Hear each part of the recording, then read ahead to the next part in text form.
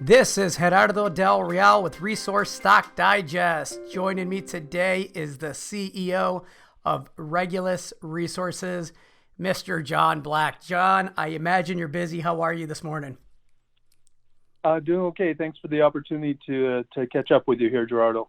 Well, thank you for being first off so responsive. You were able to jump on the phone with me incredibly quickly, given the news today. And let's get right to that. And before I do, I want to say you and the team should absolutely be commended, because in reading the release in its entirety from top to bottom, frankly, I know many companies that would have sat on this news. I know many companies that would have hoped to have worked through it. And without getting too specific, kudos to you and the team for being transparent. Now, the headline reads, Regulus provides update on exploration activities. And of course, the update is that you are pausing drilling on the Anta Norte portion of the AntaKori project. And so I just wanted to have you on to provide some context, and then we can talk about the rest of the release here. Okay, thank you, Gerardo, and thanks for your comments there.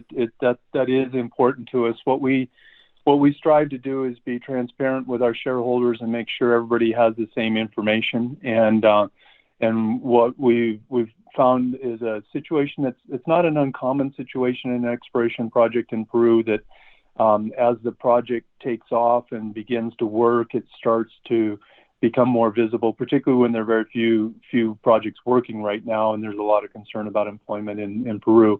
And that oftentimes results in a lot of people wanting to know more about the project, looking for opportunities, looking for work or financial benefit from the projects. And that's normal. We anticipate that and we expect it. But the situation we found ourselves in is that we had an escalation of that interest as people from slightly farther afield in the project were asking questions, expressing concerns, wanting to know if there were benefits available for them.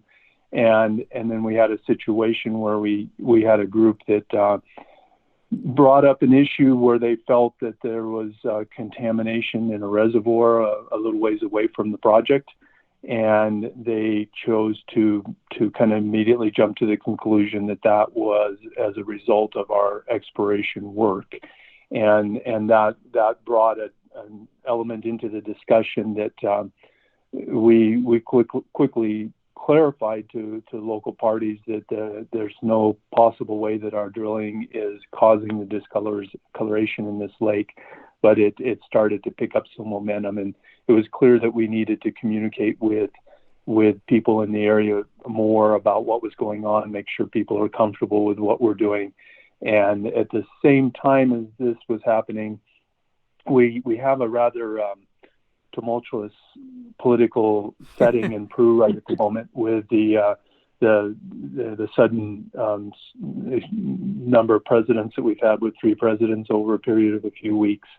And that's created a number of situations in Peru. It's essentially what it's done is it's brought forward the election cycle. The normal elections will be held in April of next year.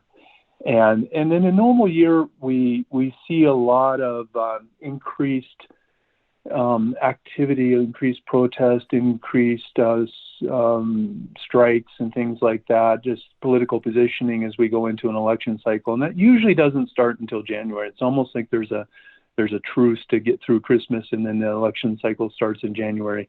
But the changes that the Congress elected to kick off here in the past few weeks have meant that we're already effectively into the election cycle.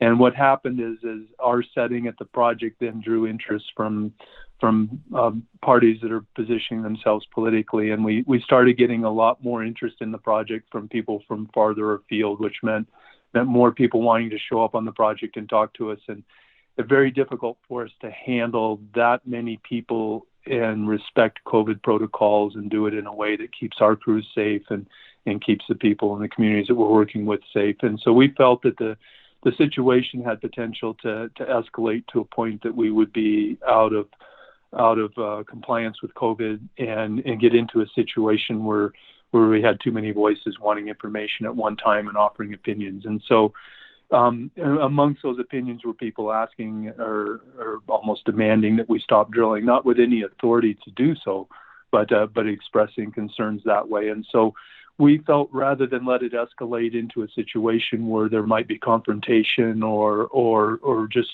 something that would not be beneficial to us or our project or the communities that we work in, that it is best to deaccelerate the situation. And the best way to do that would be to temporarily stop our drill rigs. So this is a situation that's not uncommon in projects in Peru.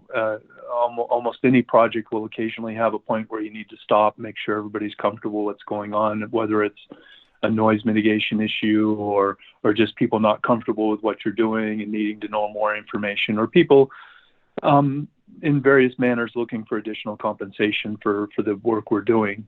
Many with good reason to do so on it. So that's normal. If it's a stop for a day or two, we usually work through that, and that's not something that makes the news on it. If we feel that it's a situation that it might be stopping for a little bit more, or there might be information out that is not exactly accurate about what the situation is, we made the decision that rather than having a few shareholders hear rumors about something's going on, it was best for us to report it directly ourselves on what's going on, and best to slow the whole situation down by stopping the drilling for a little bit here, make sure everybody has all the information that they need, everybody's comfortable with what we're doing, and then we'll reinitiate drilling.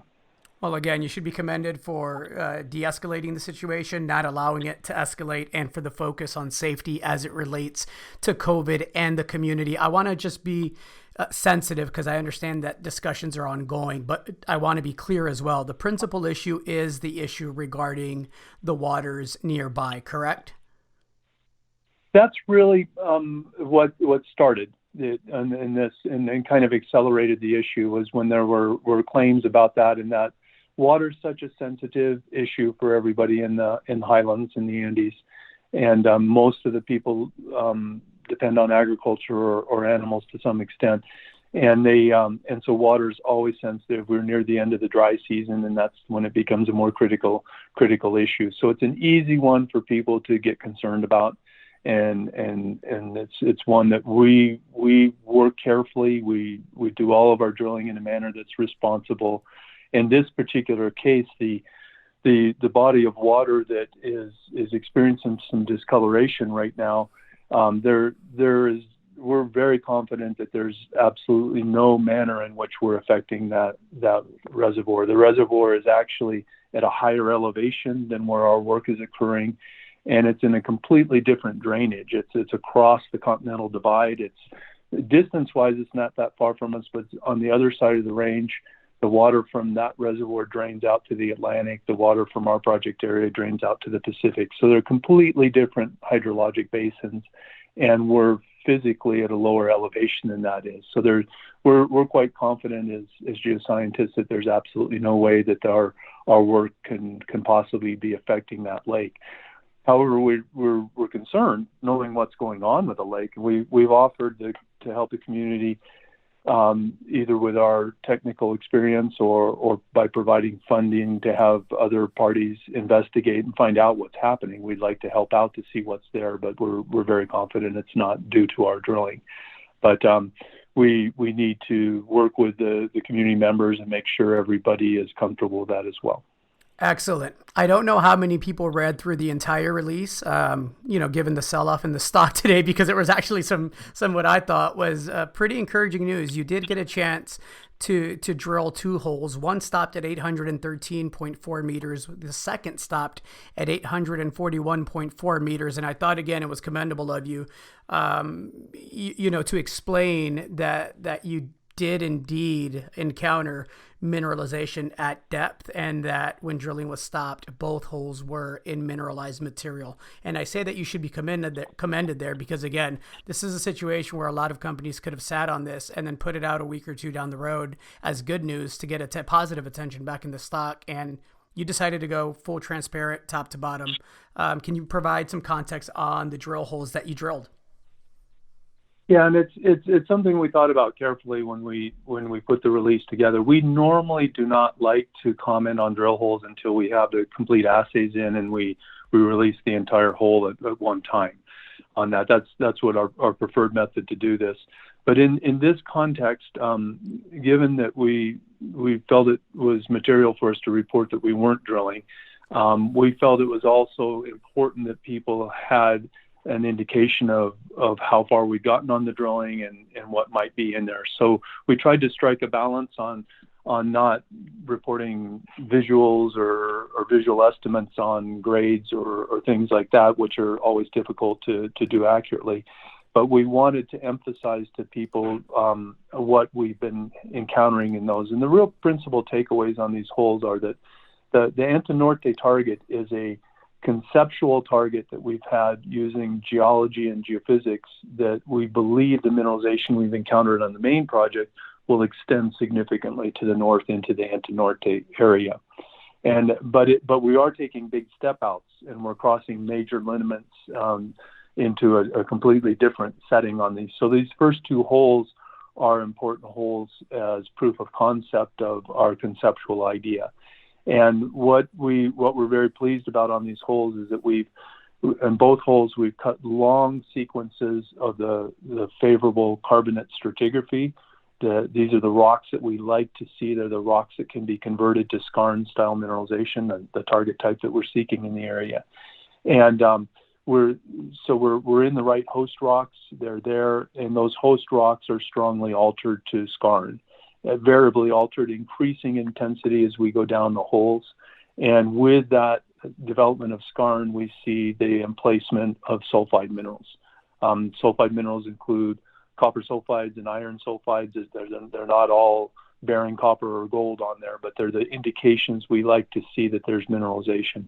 We won't speculate on grades at this time, but there are certainly portions of the holes that are well mineralized, and that mineralization is increasing with intensity as we go down on the holes. So the holes clearly prove the concept that we had that that mineralization will extend significantly to the north, and the assays for those holes will be in the next few weeks. And once we get those in, we run them through our QA/QC process to make sure everything's good on the assays, and then it looks like we'll be able to put those out before Christmas. So we look forward to being able to put out the full drill intercepts on them. But what we're reporting is that we're seeing what we'd like to see in these holes, and it's geologic encouragement that our hypothesis is correct, that we'll see mineralization extend to the north. That's excellent news. One last question before I let you go. Have any of the nearby mining companies been affected in terms of a shutdown that you're aware of publicly as a result of the recent escalation in dialogue and interest in the projects? Not that we're aware of, and we're in pretty close conversations for lots of reasons with the neighbors on this. And to our knowledge, the mines are operating normally, and I mean they're under COVID protocols like all of us, but they're not subject to any work stoppages or anything directed at them at this point. The pattern we've seen recently in Peru is that in general, particularly when there's an economic crisis as a result of the COVID pandemic, it's politically not very wise to be trying to shut down mines when there aren't many jobs out there right now. So we're a bit of a smaller, easier target in some ways on that, and so it affects fewer people to come after us. So we're not aware, nor are we aware of other explorations. But quite frankly, I think we're about the only exploration project in Cajamarca right now. There's not a lot of work going on outside the mines, and the mines are focusing very much on production now. They're not doing much exploration themselves. Well, I know short term it's never fun, but in the mid to long term, that's extremely bullish for companies like Regulus that have, robust economic resources that apparently have a lot more there, right? If these holes are any indication. Yeah, absolutely. Well, and it's important to emphasize that the situation we find ourselves in really only affects in the short term our ability to continue drilling these holes to the north. It doesn't affect the main resource that we have in any means at all, and we'll continue to be be evaluating that project and moving that portion of the project. It just means we'll have a little bit of a delay on our drilling to the north. And we're quite confident that we will work out. Our work provides a lot of benefits to the communities around us, both in terms of direct employment, but also in terms of public work projects and things we can do to provide benefits and materials to improve living conditions for the people we work with. And so we're quite confident that will be an important part of the decisions for communities to move forward. We've suddenly had a little bit of an increase in the number of people that want to have a voice in this, and we need to make sure that we can manage those conversations in a safe and careful manner. Excellent. John, thank you so much again for the update. I appreciate it. Okay, thank you very much, Gerardo. Happy to keep in touch with you.